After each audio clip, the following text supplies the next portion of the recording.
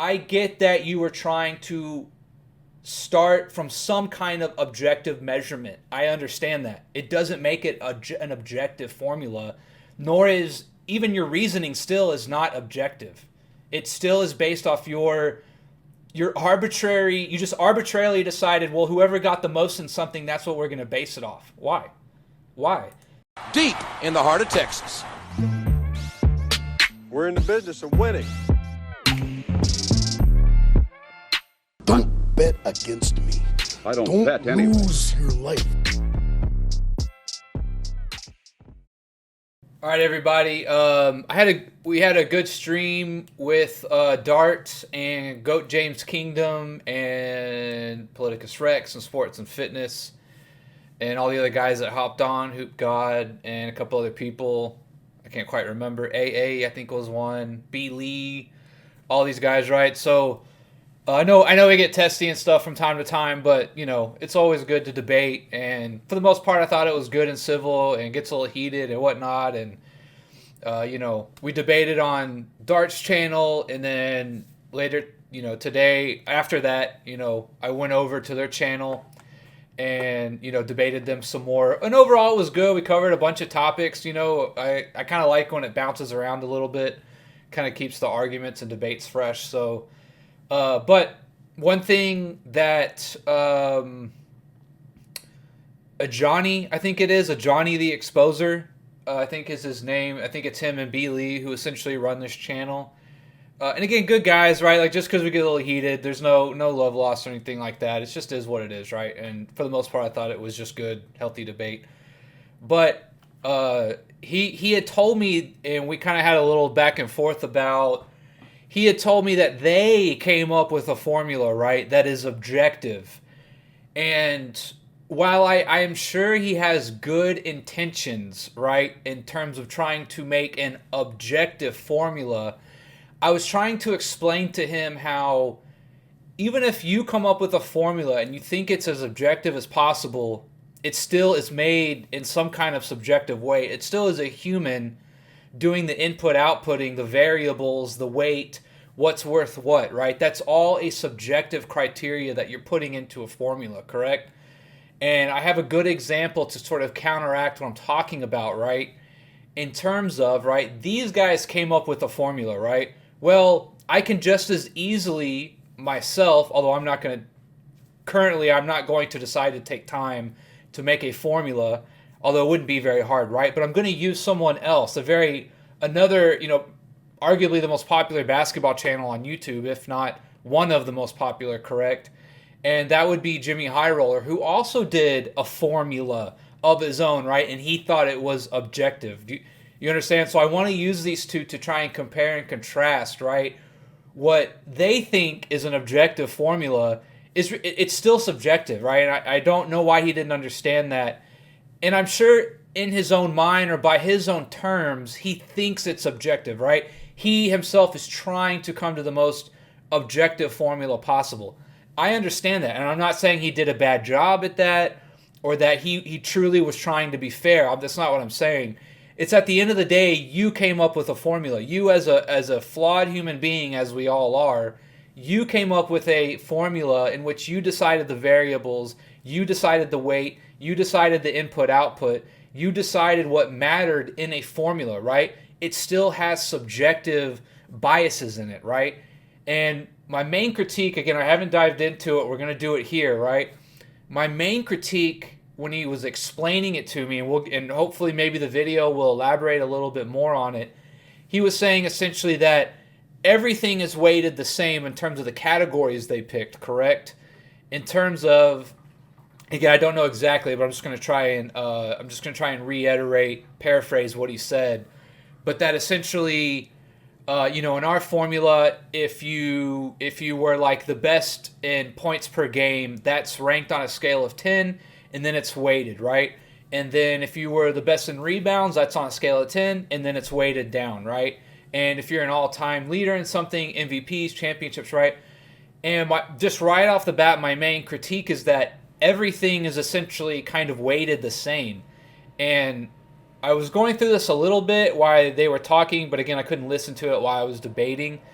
but it seems like they somehow divide it using seasons or minutes per game. I don't know yet. We'll get into it. But again, everything is kind of weighted the same, and that's just not how it is, right? If you really wanted to, you would weight championships or MVPs or scoring titles or steals champions or all NBA. You know what I'm saying? Different things would truly be weighted differently, right? I don't think that, being a leading rebounder technically is as important as being a leading scorer, right? I don't think those two things should be weighed the same. I don't think being the best in steals one year it should somehow be weighed the same as championships or MVPs, correct? So we'll get into it, and I'm going to go ahead and pull up this Jimmy High Roller video as well, just so we have it ready to compare and contrast. I mean, it seems like y'all not valuing MVPs. How are we not valuing MVPs? Peace and blessings, y'all. Welcome to GOAT James Kingdom. On this, and again, it's not so much that you didn't value MVPs. I think his argument is saying you're valuing MVPs probably as much as everything else. I think is probably the argument. Episode, we will break down the criteria Let me put this on 1.25. used for our top 50 greatest players of all time. Now again, our criteria, right? He's this is why I don't understand why I didn't get this. He's saying we're using our criteria for the top 50, right? It still is subjective, right? It's really hard to say if there truly is any kind of objective ranking system you could use in terms of a formula, right? And one of the things he also said was, well, then you can make your own formula and come out with it and prove that MJ is the GOAT. Do you understand? Like, all you would have to do is weigh certain things, do it a certain way. You know what I'm saying? It's not hard to create a formula to get the answer you want. Whether he thinks his formula is objective or not is besides the opinion that it's still based on his subjective use of the formula, right? SB, Stephen Curry got 3.3 points for his 2 MVPs. So how many points do you get for All NBA? Well, it depends on how much you get compared to that. He only has 9. No, I'm saying, so how much is one All NBA over y'all points? No, I understand what bro's saying. He's saying that everything can't be the same point total. In other words, how many points you get for being MVP? One MVP, divide 1 into 6. I think it's 1.7. How much is the All NBA? All NBA, You got one All NBA, I believe, is by 19. 0.5.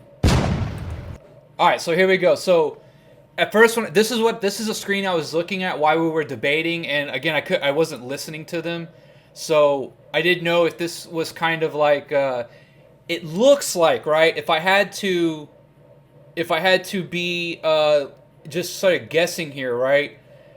19 All-Stars, I think, is the most All-Stars ever, so that's why they have it divided by 19. Most MVPs ever is 6, so 19 All-NBAs is LeBron, right?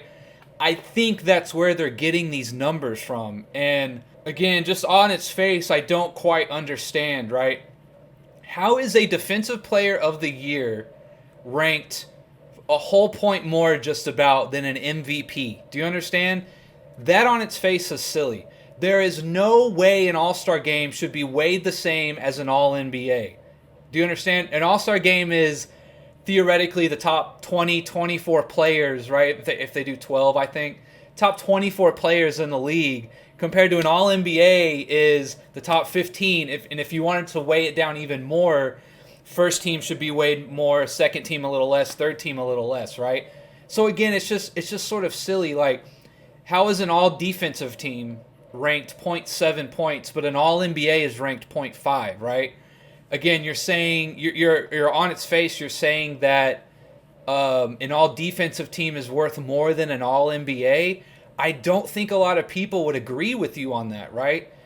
And again, I can get why he is saying we're being objective here. That's still, again, it still is based on your subjective input and criteria. And just looking at these numbers, I don't understand how you could think this is a solid formula, right?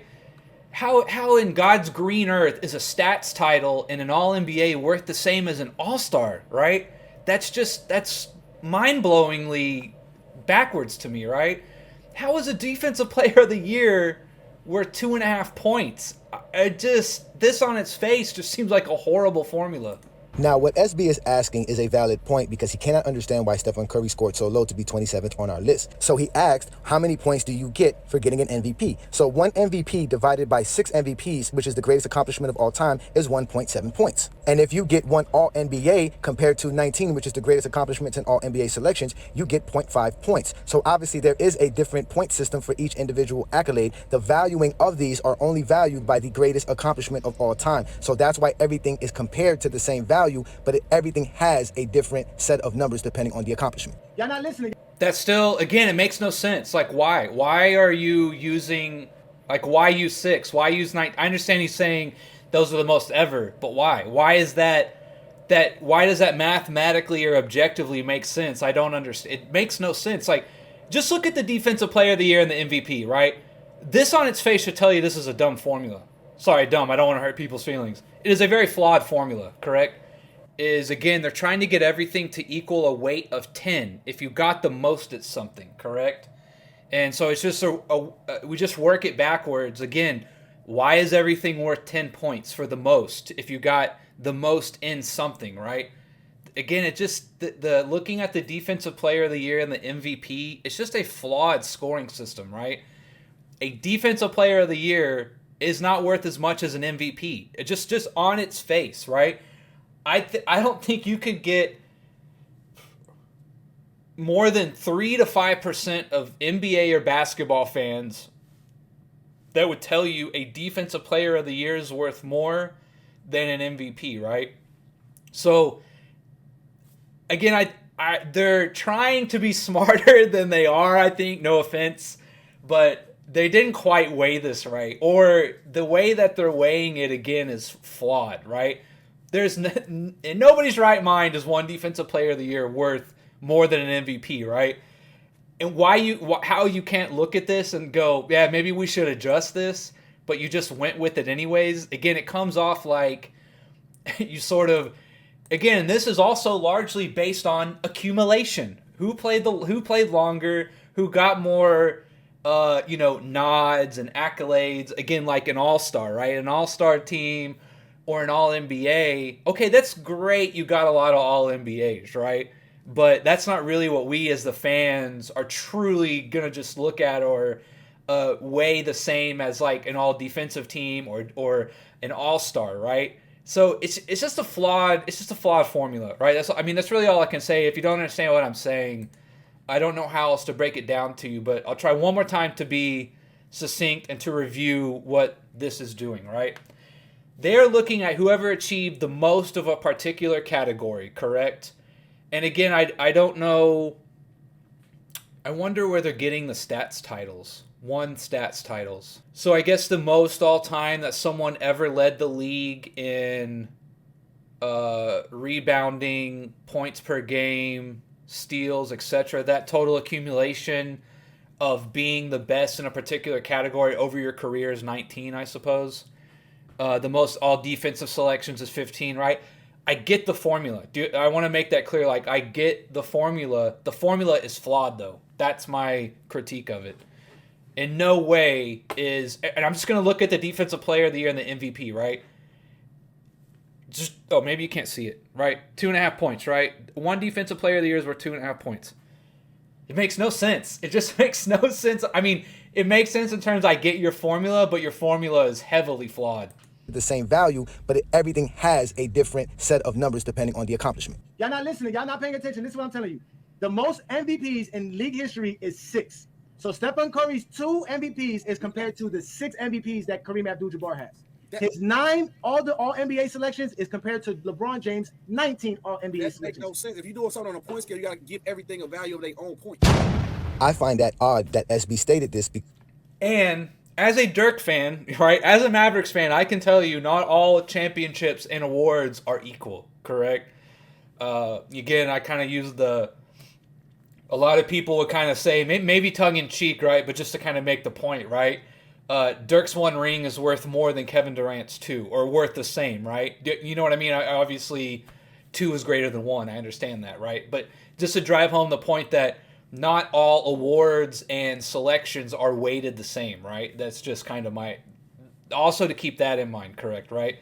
But again, this is so heavily skewed towards longevity instead of, like, again, and this is the argument I made when I was on their channel, is that peaks, in my opinion, and I think in most fans' opinion, I would love to see a poll on this somehow.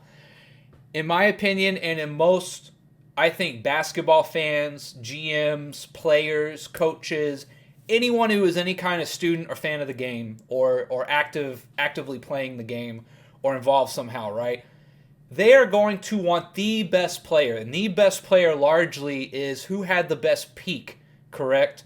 That is largely what we're trying to find here, right? And so, again, I am not going to give them the benefit of the doubt that they didn't come up with this formula in some kind of way, knowing that, again, if you play a longer time, you are going to start to rack up a little more points with all-star games, all NBAs, all defenses, perhaps a few more stats titles, as they call it. Again, it's being skewed towards accumulation and longevity, which is fine. But it's still not he says it's objective. It's not objective. It still is based on what you made the formula. You as again, I say flawed human, not as if like he's stupid or anything, but a flawed human in terms of we are still putting the human element into the formula of I made this formula. It doesn't make it objective just because you gave everything equal weight. That's not being objective. That just means you gave everything equal weight, which a lot of people, again, would disagree with, right? No fan in their right mind thinks that a defensive player of the year is worth almost 50% more than an MVP, right? So this is where I'm saying, like, it's kind of hard to give these guys the benefit of the doubt when you see something like that and you don't change the formula up, right? I guess if they want to argue that defensive player of the year is worth more than MVPs, I'd love to see it, right? I'd love to hear the argument, but I don't think, I'm pretty sure 95% or more of fans would say, I'll take an MVP over a defensive player of the year, 99 times out of 100, correct? Because if we go back to when I did my top 25 greatest players of all time, this is the criteria that I set up to grade the players at that time. And if you look to the right, you can see with the accolades, I graded each individual accolade with its own set of numbers. But when I did this, I also got a lot of flack because people were telling me that I was being subjective, which is correct because I am valuing certain accolades over other accolades based on my personal preference or my bias. So again, we corrected that with the top 50 list. And we stated this before because we had people come up to us and tell us stuff about this particular way of using the accolades. So instead of grading every accolade by a subjective value, we graded every accolade by the greatest accomplishments of all time. So if we look at Stephen Curry, again, just because you switch the numbers around or you weigh things differently doesn't make it objective all of a sudden. Do you understand? Like, I honestly do not understand how they don't get this, right? It's like saying, I have Formula A over here, but then I made Formula B, which is objective. Objective in terms of what? Because you weighted everything on an even scale? That doesn't, I know that sounds objective, right? That sounds objective, but you're still adding your human element on it to where this is how you wanted to make things. And why is it objective to just simply compare the best of everything and give a point system based on that, right? Again, it's just kind of, it's like a little counterintuitive, right? That, oh, well, because the greatest of all time in terms of defensive player of the year, right? Because somebody has only won that award, because someone has only won that award 4 times, that means that it's either harder to do or it's worth more. Again, that's still a subjective reasoning as to why you're using the greatest of a certain categories that you pick. By the way, you only pick the categories you picked, right? There's tons of other categories you could added or done differently, right? So again, it's still subjective. It still is subjective. And I know that might be hard for people to understand that, well, we gave everything an equal rating system and we based everything based upon the greatest of all, or greatest of how many times someone won these particular categories. It's still your subjective input on how you made a formula, correct? And I hope people understand what I'm saying. I know that can maybe seem like there's a lot of overlap there. It may sound like it, but it's really not. I would actually say that the system on the right is much better than the system on the left, correct? Because we get to kind of say, well, what we all play basketball, right? We all watch the game. What do we value as being the hardest thing to do, or what has the most weight? I would trust that system more than just weighing everything the same. Again, it's not objective just because you weigh everything the same. I know, again, it might seem like that. It's still a subjective input and subjective reasoning as to why you think that's objective.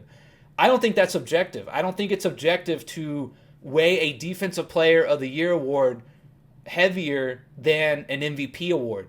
That is not objective. I mean, as objective as we can get, an MVP is worth more than a Defensive Player of the Year. That is, I think, as objective as possible when you are watching the NBA, right? No one in their right mind would take a Defensive Player of the Year over an MVP. A subjective value, we graded every accolade by the greatest accomplishments of all time. So if we look at Stephen Curry's career and all of his accomplishments, he may score high in certain categories, but he doesn't score high overall because he is not number one in any statistical category, in any accolade, or in any advanced stats. So players who actually have these numbers over him will score higher than him. But SB is not. And if they see this video or anything, I get your formula. Do you understand? Like, I get it. I get what your formula is. So I want to make that clear.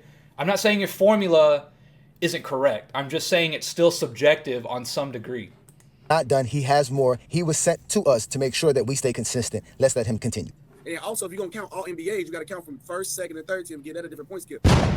We are glad that SB brought this up. So let's go ahead and touch on this point on grading everybody by the actual selection of team that they made as far as first team, second team, or third team for all NBA, or the first and second team for the all defensive team. So what SB is asking is, why do we not value all defensive first team and all NBA first team over the other team selections? Which, if we go ahead and do that right here, we can see why we didn't do that. So let's start off with LeBron James. LeBron James is number one in all NBA first team, so he will get 10 points for that. If we add his second team and his third team selections, he would get 3.6 for second team and 6 points for third team. And if we do the same thing for the all defensive selections for LeBron James, he would get a 5.6 for his first team selections and a 1.4 for his second team selections, which would give him a total score in his all NBA selections at 19.6 and his all defensive selections. Okay, this is such a great example of how this is flawed, right? They are still weighing first team and second team with 10 points as the top. Do you understand that? At least that's what I think they're doing here, right? This is such a great example, right? That, well, if you're first in first team All-NBAs, you get just as many points as the guy who got the most second team All-NBAs. Again, that doesn't track. That doesn't really follow logic. If I'm understanding this particular part of it, right, correct, in terms of just the All-NBA second team, third team, correct? At 7. But now let's do Michael Jordan, and you can see why this way would not be the accurate way or the most objective way to score the All-NBA and All-Defensive selections. Michael Jordan will receive 7.7 points for his first team All-NBA selections. He will get 1.3 points for his second team All-NBA selections. He will get 0 points for not having any third team selections. So anybody who has a third team selections will end up scoring more points than Michael Jordan. And the same conflict applies to the All-Defensive selections. Because Michael Jordan does not have a second team selection in All-Defense, he will get less points and get a 0 for that than someone who has, which would basically avoid the point of valuing the first team over the other teams, or for that than someone who has, which would basically avoid the point of valuing the first team over the other teams. But why are we avoiding the point though? Like the argument is that second All-NBA is not as valuable as first All-NBA. So really, like, the correct formula would be, for every All-NBA you get a point, for every second NBA you get half a point, right? But in this one, that's not how it would work. If you get the most first All-NBAs, you get 10 points, and if you get the most second All-NBAs, you get 10 points, right? That doesn't track. If this is how they're presenting it, which I think it is, they're doing the same formula for the All-NBAs. It's still, the argument is not that, have you weighed it correctly? The argument is that the formula from the beginning is still subjective in many ways. But let's move on to the second line here, which is the red marker, and you can see how we adjusted it by giving it an average score. So we would take all three scores for all NBA, and LeBron James would have a 6.53 because we're going to divide that by 3. And we would do the same thing for the all defensive team, which would make LeBron James score a 3.5 because we are dividing it by 2.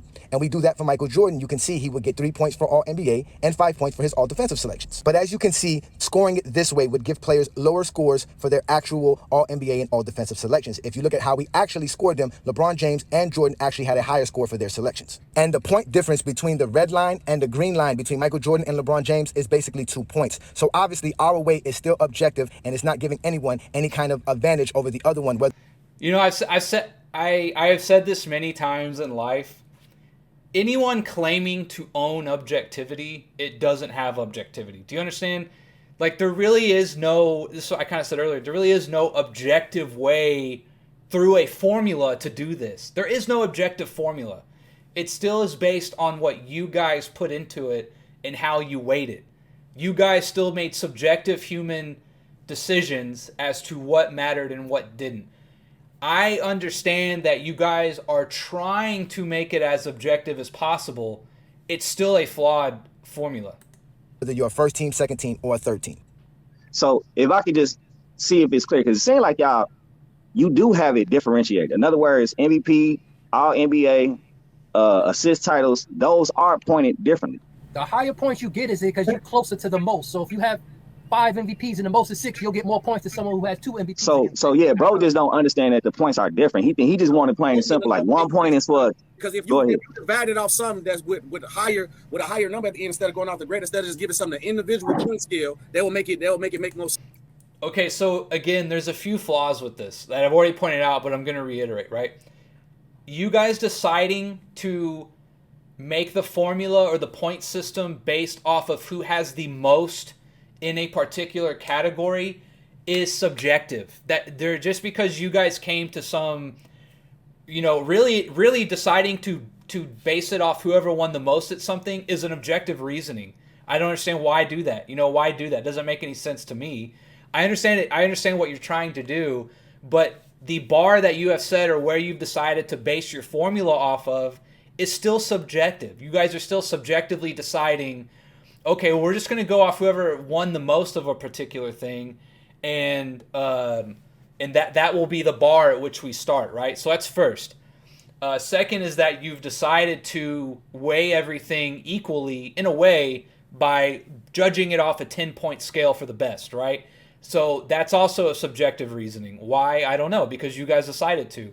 Third, you guys only picked the categories that you wanted to pick, and again, you weighted everything. You're trying to weigh everything the same. Those are subjective inputs you have put into the formula. Do you understand? So I just want to make that clear, right? I get that you were trying to start from some kind of objective measurement. I understand that. It doesn't make it an objective formula, nor is even your reasoning still is not objective. It still is based off your arbitrary, you just arbitrarily decided, well, whoever got the most in something, that's what we're going to base it off. Why? You, like why base it off whoever got the most in something? Why? Give me your reasoning for that. And it's like, well, it's all depending on who got the most in something, and we're just going to go from there. Like, that's still a subjective place to start. It's not objective.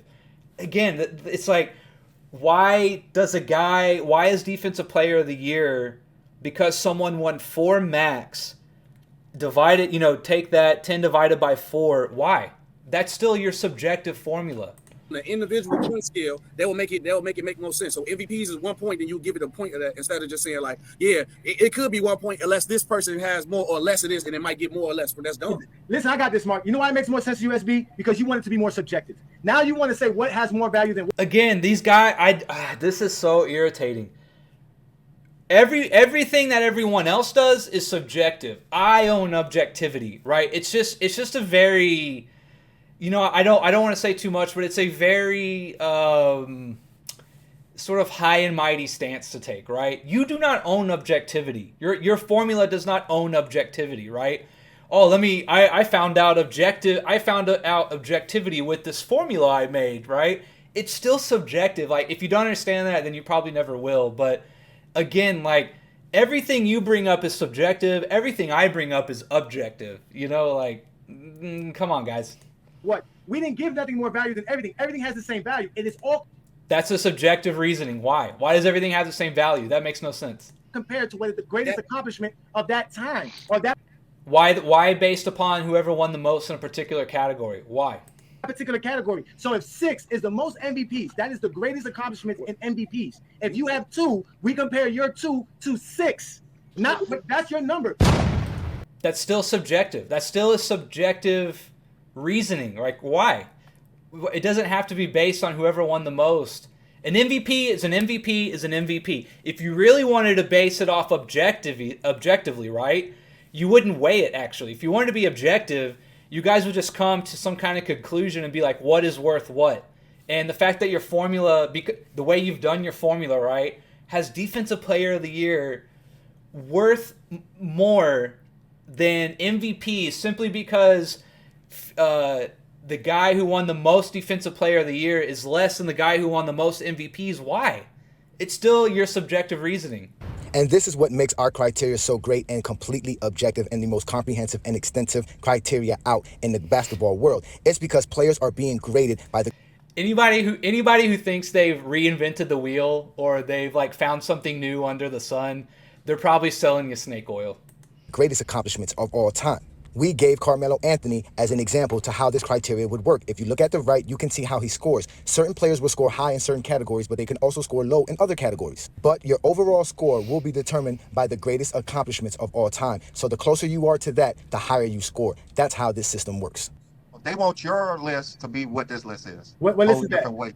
You know how you have different weights to certain things? That's how. Oh, yeah, no, yeah. They want, like yeah. And that's what I was going to come to, because that's something that I understand about being a basketball fan myself, is that basketball fans really want their personal opinion to be included in the conversation. He ain't lying.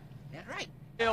But that goes for you too. I don't understand, like, you know, again, it's this whole like everything else is subjective. I own objectivity.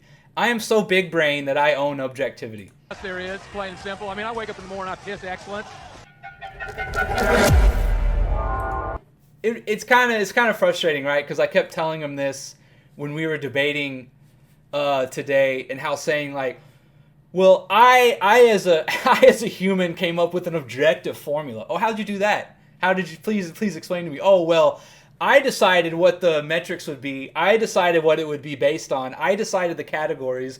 I decided what the weight would be, right? Okay, so you subjectively decided what the formula would be, right?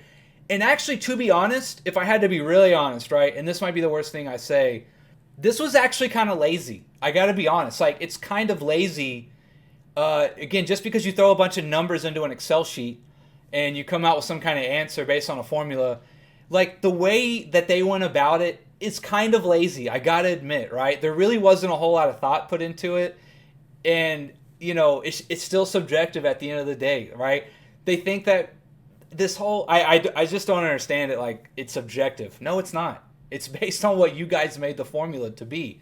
Again, I'm not saying you made the formula to favor LeBron, but again, it's kind of like this, right? Are you more likely to be an All-NBA or be in an All-Star game, right? Obviously, you're more likely to be in an All-Star game, just statistically speaking.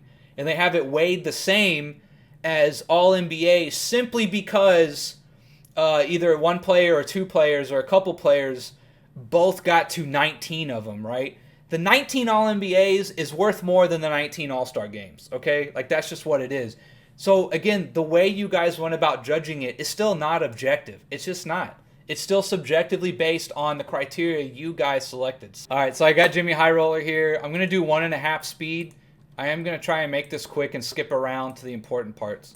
In 1996, on the 50th anniversary of the NBA, the league put together a list of the 50 greatest players in NBA history. Dating all the way back to 1946, the list included the best players to ever play the game. From the most notable players like Michael Jordan, Magic Johnson, Wilt Chamberlain, to some old school players that a lot of modern fans have never even heard of, such as Dolph Schayes, Dave Bing, and Hal Greer. Fast forward 25 years, and this season, for the first time since 1996, the NBA is releasing a new list, an updated list of the top 75 greatest players of all time. And sometime later this month, the official list will be released. But until then, many NBA fans have wondered how the league will go about this. Will the NBA keep keep the original 50 players and just add 25 new ones? In that case, it would be tough to narrow down 25 years of basketball to just 25 players. Not only that, but as much as we want to respect the past, I think we can all agree that a generational talent in the 50s isn't quite up to par with the generational talent from the 2000s. But this list is based off of the greatest players, not the best players. And there's a distinct difference there. A player can be exceptional, but due to many different variables like injuries and bad management, that player may never reach their full potential in terms of greatness. Tracy McGrady, Patrick Ewing, and Dominique Wilkins are all great examples of this. With a list this expansive ranging through 7 decades worth of NBA history, there is bound to be a lot of subjectivity. The official top 75 greatest players of all time list was voted on by a blue ribbon panel of media, current and former players, coaches, general managers, and team executives. But even with all that basketball knowledge and experience, there are bound to be entries that leave you baffled. Writers for USA Today Sports created their own list of the greatest 75 players ever. One writer voted for Robert Horry to be a part of the ultra elite top 75. Another writer had Casey Jones above James Harden and Dwayne Wade. This writer doesn't even know how to spell Pau Gasol's name. And this writer put Kobe Bryant as the 15th greatest player of all time.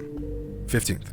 But if that isn't crazy enough, check out this writer's list. He's got Michael Jordan at 3, Magic Johnson at 15, below Karl Malone, Isaiah Thomas, and Elgin Baylor. He's got Pete Maravich, a player that only played 10 seasons in the league, 7 spots above Stephen Curry. He also has Kevin Garnett at 55, right behind Ray Allen. This is far from a good list, but instead of sitting on the sidelines and judging, I made my own list. But this isn't just any old list I threw together based off of my own subjective point of view. The entirety of my top 75 greatest... Okay, so see, Jimmy High Roller is going to come up with an objective formula, an objective way of calculating who the top 75 are, right?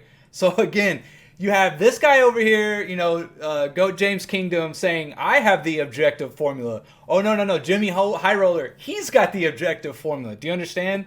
It is all based on what the people input to the formula, correct? And maybe I'll do my own formula, but I'm not going to claim to have objectivity, right? I'm just going to say, this is what I consider the weight of each thing to be, correct?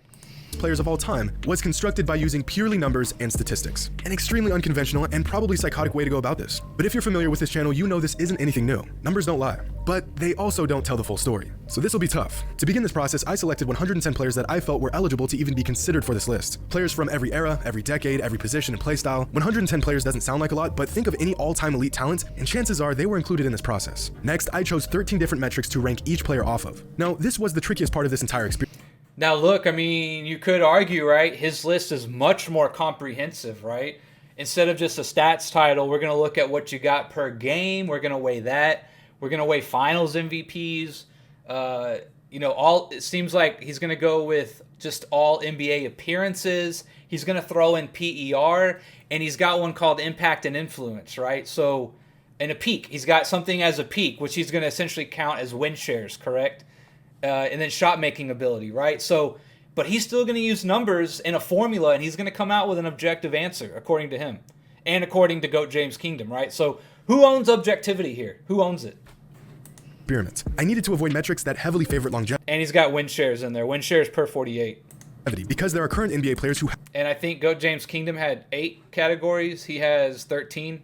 Haven't been in the league long enough to even crack those leaderboards. For example, I chose points per game instead of total career points. But at the same time, we also want to acknowledge and reward when a player maintains excellence for an extended number of years. Some of these metrics may seem a bit random, but after spending far too many hours deliberating this, I'm pretty confident that these metrics give the best representation of every aspect that makes a player great. And lastly, not every category is weighted the same. Finals MVPs, regular season MVPs, and championships are weighted slightly heavier than the other categories, since, See, like, I don't agree with finals MVPs being weighted that much.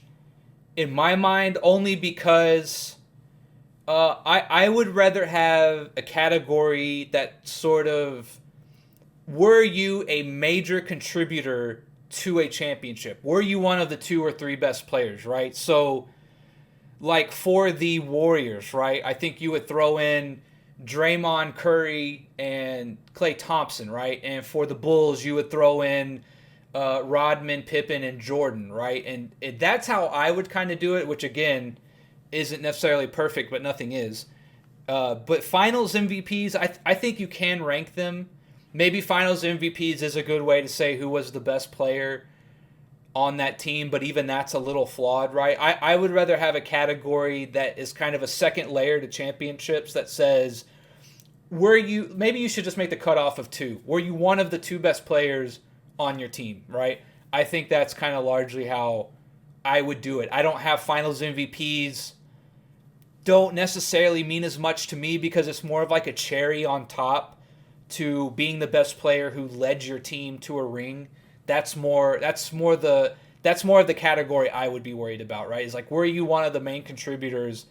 You know, and again, that's kind of however you want to define that, right? Statistically, you could find it, right? So you could come up with an objective way of statistically finding out who were the main contributors on a championship team, right? Or have some kind of threshold or cutoff, or be like, you had to have X amount of like win shares, defensive or win shares total for your team that year or in the playoffs when they won a ring, right? There had to be some like cutoff. And if you got over a certain amount of win shares, then you get credit for a championship.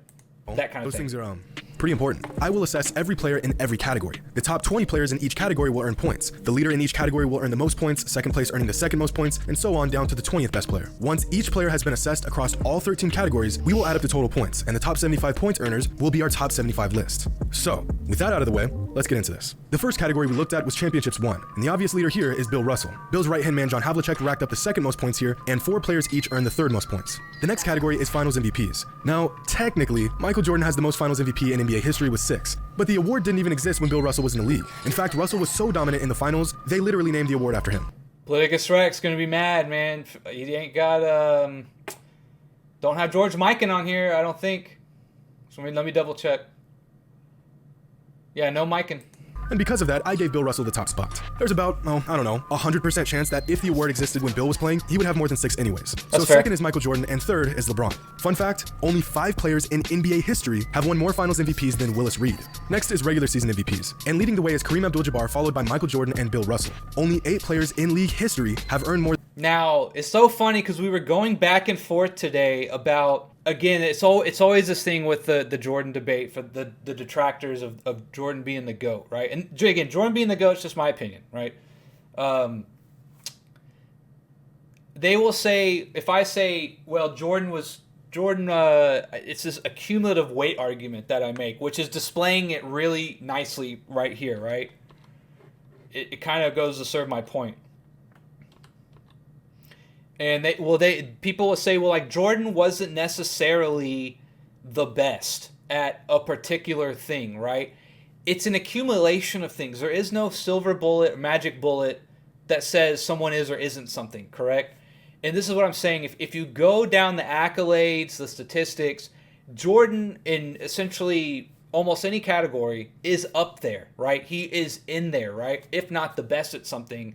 And especially if you go by position, right? Which I know people like balk at, like, but the thing is, like, you can't compare a point guard or a shooting guard to like the rebounding and shot blocking of a power forward and a center, or even a small forward these days, right? It's just a bad comparison, right? So the reason why I bring up position sometimes is just to say, like, look, he's not going to get as many blocks as, Kareem Abdul-Jabbar or Bill Russell, but for a guard, right, he's essentially the first or second best shot blocking guard of all time. In my opinion, the best. He averages the most and has the most. So again, that's my 2 cents on that. Or if you wanted to do rebounds, right? He's essentially a top 10 rebounding guard of all time, right? Those are categories he's never going to be the best at, nor will any guard, right? Essentially. I mean, I guess it'd have to be some freak, right, who maybe he does get up there somehow, but they're never going to be in the top 25 or 50, right, of those categories. And, in terms of guards, Jordan was essentially, again, if you average it out, he would have finished number 1 in steals, first in points. He would have been top 60 in blocks and rebounds for a guard, which is unheard of, essentially. And he would have been number 1 in steals as well. Or assists, he would have been top 10, 11, 12, something like that in assists, right, all time, right? So, again, it's kind of like these per game averages and these totals, awards, accolades. Again, I bring up the 10-player argument, right? You got 10 players, 10 categories. And let's say there's 9 categories, right? Let's say the 9 other players besides Jordan all individually get first in a particular category, right? Jordan is not number 1 in anything. But if Jordan comes in second or third in every other category, right? Do you understand? That accumulative weight is more than just the few guys who got up on one thing and are the best at one thing, right? So it's kind of like, look, championships, look, we get it. Bill has the most, right? But Jordan's, third all time in terms of like best players who won a ring, right? He's second in finals MVPs, right? Is he number 1? No. but he's second. So it's kind of one of those things. It's just kind of displaying, right? Does he have the most MVPs? No, but he's second. Do you understand? And leading the way is Kareem Abdul-Jabbar, followed by Michael Jordan and Bill Russell. Only 8 players in league history have earned more than 2 regular season MVPs, one of them being the criminally underrated Moses Malone. Next, we have every fan's favorite stats, points per game. And with the top spot is Michael Jordan, just narrowly edging out Wilt Chamberlain, followed by Elgin Baylor. What's crazy here is that Wilt, Elgin, and Jerry all played on the same Lakers roster for 4 seasons. And in one of those seasons, neither Wilt, Jerry, or Elgin led the team in scoring. Shout out 1972 Gail Goodrich. Following points per game is assists per game. And at first thought, I assumed John Stockton held this title, but it's actually Magic Johnson with a sizable lead, followed by Stockton and Oscar Robertson. On the other end of the spectrum, God, look at Luka. Already number 11 all time. That's kind of crazy, isn't it? Essentially assists per game, he's number 11 already all time. That's pretty nuts. But it's actually Magic Johnson with a sizable lead, followed by Stockton and Oscar Robertson. On the other end of the spectrum, we have rebounds per game, a category that is dominated by pre-modern big men, with Wilt Chamberlain averaging a mind-boggling 22.89 rebounds per game, followed closely by Bill Russell and Bob Pettit. Dwight Howard and Joel Embiid are the only active players to crack this leaderboard. Next, we're handing out points to players who dominated the defensive end with all defensive team selections. Tim Duncan is the clear leader here, with a selection total that will more than likely never be topped. Wow, 15 all defensive. 15 selections. Jordan, I think Jordan is still first or tied for first though with first team all NBAs, all defensive NBAs. First team he has 9. So again, it's kind of, you know, I personally would reward first team defense and first team all NBA more than just simply getting a selection, right? To the NBA all defensive team. Just think about that. Most players don't even play 15 seasons in the NBA. Second is Kobe Bryant and Kevin Garnett, each with 12 selections apiece. Next, we're looking at all NBA team selections. This category, among the last one we just looked at, rewards sustained excellence. So there are players who aren't on this leaderboard but will be in years to come. Players like Stephen Curry, Kevin Durant, James Harden, Giannis, as well as a few others. But for now, we must assess these players based off of their body of work. And as it stands, the leaders here are LeBron, Kareem, and Kobe. Now, there is a current player that I could see passing LeBron's current record of all NBA selections. Any guesses to who that player might be? Leave your answers in the comments below. Next up is one of the better statistics for measuring a player's value on the court, or rather their impact on winning. So you notice, again, this goes back to James Kingdom's, I have an objective formula. Why not put in 40 win shares per 48? Why not put in PER? Oh, is that because those stats would favor Jordan? Why not put those in? Why not have a more complete and robust formula?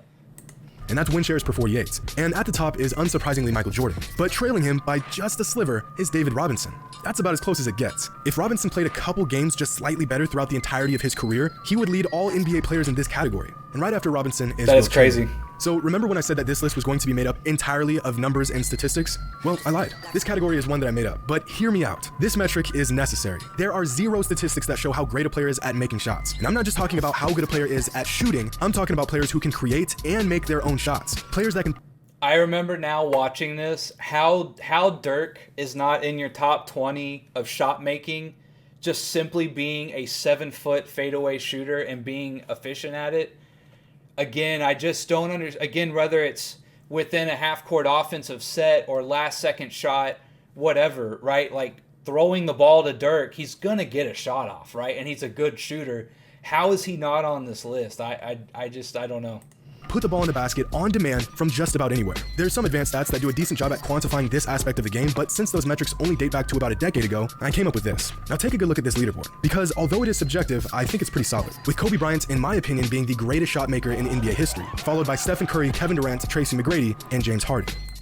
And look, before you say he's biased or whatever, he's got Jordan at number 13, right? Does he have LeBron on there? No, of course not. Okay, good on him. Greatest shot maker in NBA history, followed by Stephen Curry, Kevin Durant, Tracy McGrady, and James Harden. You know, Klay Thompson's a little suspect. I think he's just kind of going off three-point percentage, right? I wouldn't call Klay Thompson as good of a... I guess if you're just going to say if you're wide open, right, can you hit a shot? But I don't think that's what it is, right? Because he wouldn't have... You know, he probably wouldn't have someone like Kyrie or Michael or Dwayne Wade, right? This must be the ability to create and make, right? And so how Dirk isn't on here is criminal. And Klay Thompson being on here is a little suspect. Harden. Our next category is the infamous PER stats. I know it's become a bit of a punching bag among NBA fans over the last few years, but it's still a solid all-around stat, and it's more data to be considered for this process. And topping the list is Michael Jordan, followed by LeBron James and Anthony Davis. Okay, so here is an interesting category. Peak, as in a player's peak years. In this case, their best 5-year stretch in regards to win shares. And here we can see that Wilt Chamberlain had the greatest peak in NBA history, putting up numbers that don't even register in today's NBA context. At the second spot is Kareem, who had an incredible individual run in Milwaukee that really isn't talked about enough. And in the third spot is Michael. You know, even as a Dirk fan, I am sometimes surprised at some of his all-time rankings, and even when it comes to peaks. Like, I know, we all know Dirk was good for a while, but sometimes you still take him for granted, just because he just wasn't a vocal, boisterous guy, right? He just wasn't like that kind of guy, right? And I think sometimes you just kind of forget about it. Michael Jordan, who at his... He does have Mikan on there, though, so a little interesting. I don't think Mikan made his MVP list. Yeah, so he didn't have George Mikan in finals MVPs or MVPs. Players that changed the way we see the game, how we watch basketball, how we play basketball, and how we... Kobe at number 2. Like, if we're going to talk about impact, influence, and quote-unquote changing the game, again, I think Kobe was just kind of a little bit of a second coming of Jordan, right? So it's kind of hard to say that someone who came right after Jordan, literally right on his heels, and kind of largely played the same, that he would be kind of up that high on impact and influence. I kind of disagree with that. You know, Steph Curry, again, his gravitas towards the three-point line totally changed the game. And same thing with LeBron. Like, LeBron and Shaq, I kind of put them in the same category, right? Very physically dominant, right? They're essentially like a defensive lineman and a linebacker playing basketball. But did they change the game? You know, like, just being dominant doesn't mean you change the game, right? Again, Dirk Nowitzki changed the game, I would argue, more than Kobe or Shaq, right? He brought a whole different look to the offense, right? A whole different, I say gimmick, not in a negative way, but he just brought a whole different gimmick and look and set and skill set for his position that has revolutionized the game in many ways, right? I don't think Kobe and Shaq changed the game, right? And culturally, I don't think they were necessarily that impactful either, correct? Allen Iverson, I could see, again, I'm not quite sure changing the game, but his off-court cultural aura is still like second to none in a way in terms of what, you know, he represented off the court in a way. Again, I think Magic, being a 6'9" point guard, changed the game more than Kobe or Shaq, right? Dr. J, right, bringing kind of the flash. You know, everyone wanted to kind of be Dr. J for a while, right? Because it was like a whole new look a lot of people hadn't seen, right? The fro and the elevation, the gliding, right? All of it, right? So some of these make sense. Some of these I kind of disagree with. Fell in love with the game in the first place. And leading here is Michael Jordan, Kobe Bryant, and Stephen Curry. And that covers it. All 110 players through each of our 13 categories. So, who came out on top? Which players cracked the top 20? And who rounds out the top 75 NBA players of all time? I mean, who are we kidding?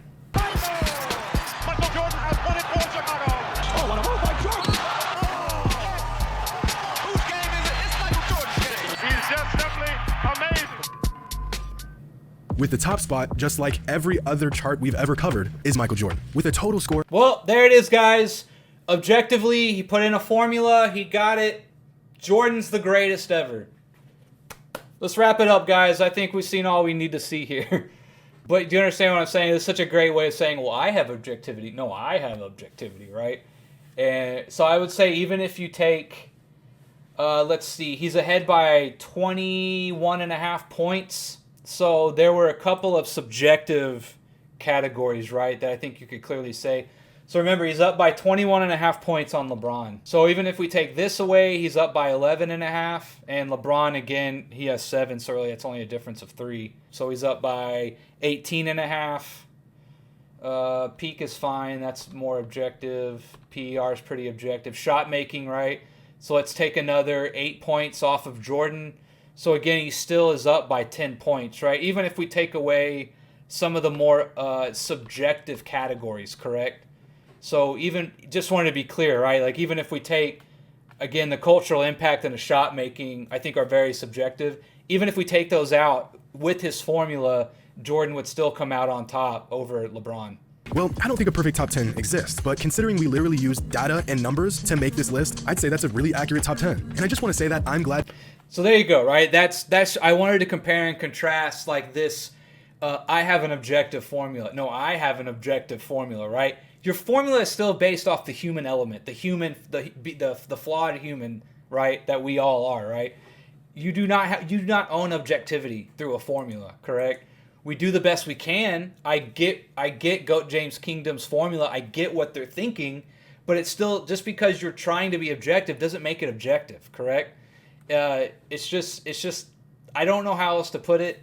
And if you don't understand what I'm saying in terms of the people who might disagree with me, I mean, there's really not much else I can say to get you to understand, right? Just because you think you are setting the objective parameters on to a formula does not make it objective.